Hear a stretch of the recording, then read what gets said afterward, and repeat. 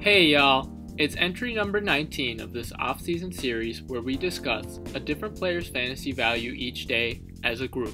We are another day closer to the start of the 2022 NFL season. Each day we'll drop a name, go through some positives and some concerns of their fantasy profile, and then I'll give my personal opinion at the end. Today's discussion will be on Kyle Pitts, tight end, Atlanta Falcons. We'll start with the positives with Kyle Pitts' fantasy profile. To start, we have to talk about his historic rookie year.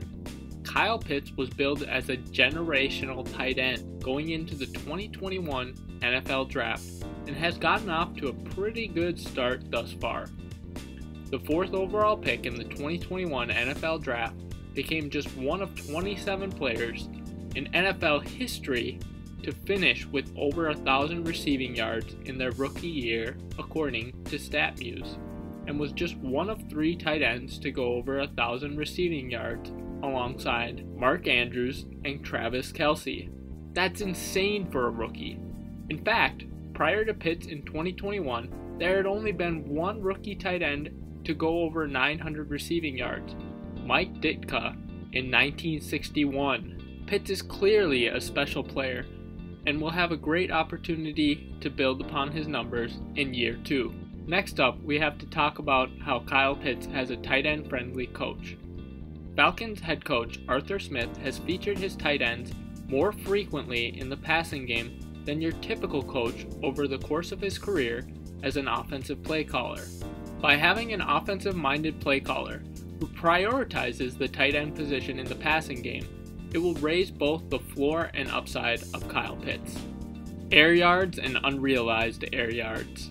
During the 2021 season, Kyle Pitts averaged 1.58 air yards per snap, 68.7 air yards per game, and had 29.2% of his team's air yards according to RotoWire. These numbers were all at the top of the league for a tight end.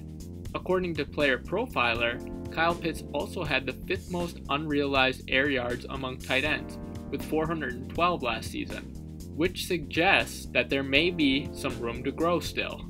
Moving on to the concerns with Kyle Pitts.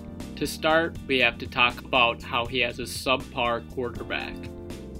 The Atlanta Falcons traded away their longtime franchise quarterback, Matt Ryan, this past offseason. Matt Ryan threw at least 20 touchdowns in every single season from 2009 to 2021, and going from him to a quarterback room of Marcus Mariota and Desmond Ridder is a clear downgrade. Having a worse quarterback in 2022 could make it a little more difficult for the Falcons pass catchers to live up to fantasy expectations. The second major concern with Kyle Pitts' fantasy profile is where are the touchdowns at? The one area that Kyle Pitts was a little disappointing last year was the touchdown department, where he caught just 1 touchdown in 17 games.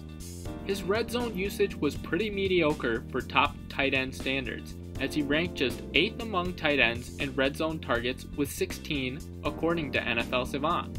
On one hand, he has really nowhere to go but up in the touchdowns department, but at the same time, it's important to realize that he's probably not going to go crazy and score 10 or more touchdowns or anything with his current red zone usage and projected quarterback play. The third major concern I have with Kyle Pitts' fantasy profile is his week-to-week fantasy performance last year. Kyle Pitts had a great rookie year, but like a lot of tight ends in fantasy, he had quite a few disappointing fantasy weeks. In half PPR formats, Kyle Pitts had 5 out of 17 games with 0 to 5 fantasy points, 9 out of 17 games with 5 to 10 fantasy points, 1 out of 17 games with 10 to 15 fantasy points, 1 out of 17 games with 15 to 20 fantasy points, and 1 out of 17 games with over 20 fantasy points according to fantasy data. Scoring under 10 fantasy points in 14 out of 17 games, or about 82.35%, is not something that can happen again if Pitts is going to live up to his current ADP and fantasy expectations in 2022. Some additional thoughts on Kyle Pitts. Kyle Pitts was TE9 in standard with 108.6 total fantasy points 6.4 fantasy points per game, TE 7 and half PPR formats with 142.6 total fantasy points or 8.4 fantasy points per game, and TE 6 in full PPR formats with 176.6 total fantasy points or 10.4 fantasy points per game according to Fantasy Pros in 2021.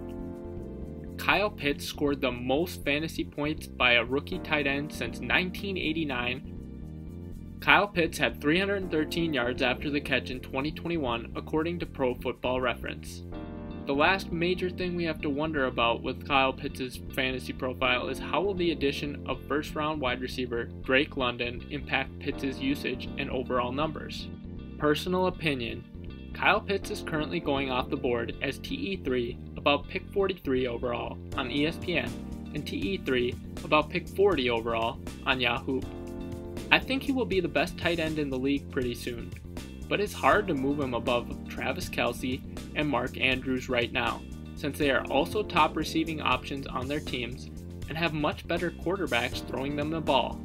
In terms of ADP, Pitts seems to be going in the optimal range to draft a tight end, alongside George Kittle and Darren Waller, since each of these guys has shown the upside and potential to be a top 3 fantasy tight end, but are going at a cheaper cost than Mark Andrews and Travis Kelce, where you don't need to sacrifice potentially giving up a top tier running back. Because of this, I will probably have a fair amount of Pitts shares in 2022.